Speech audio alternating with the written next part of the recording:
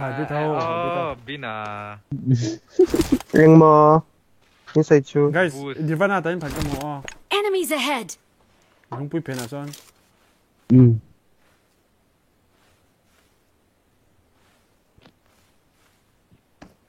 Atanet allo lu tok ได้มากเลยแต่ lai lung pui no zona aura ho kumak tum na lama nice da noได้กันนกเดียวตุกเรียกโซ่ดิเซ็ตโซ่ แล้วชรู้ bay bay lại lung pui bul ven lung pui bul him vak lung pui bul kemana anda kena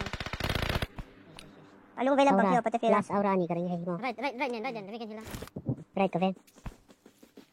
right ko ven ka pete left pete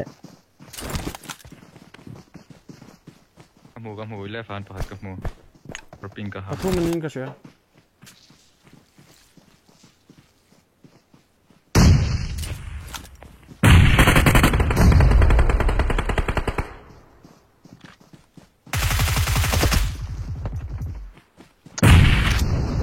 Isiam sin lama Levin and run down na Sudi Rocha Pia Melvin Alo 1v1 ora lama down na finish of vele ha nice ถ้าชอบก็มากลุงเพน่ะขนมได้โอ้ฟีกูดลุงเพน่ะที่คันเวลัมปังอีเวลัมปังลุงเพน่ะ Levin ka jo right side ka fen mo le ใช่ลุงเพน่ะคัน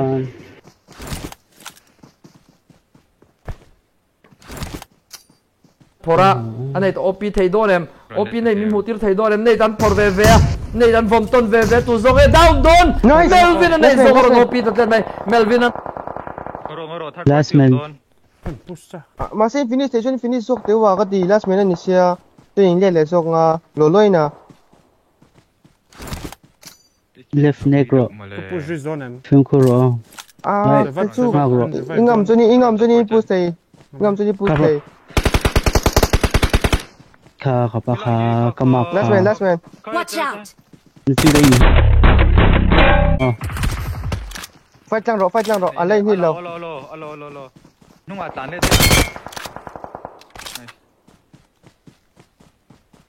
battlefield iom naka lo tlak cha ro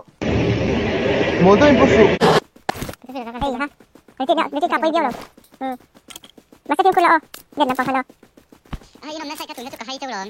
mai det ni ha lebih nak lupa tahu tu lo ka pa ayo har ka oh hai ni mo ka boleh ni sem an ma ni sok ka mo ka tia tu lon lupa nak lu tu sok tia very good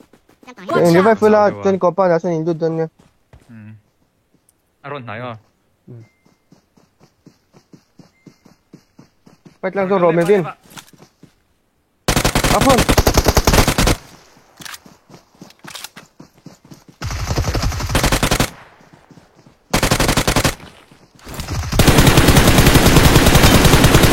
oh tuan loka ECM lami sin ACM sin Melvin ora starting on down in tika Melvinan team ora te a 1v3 tangat ane aron se OP le mai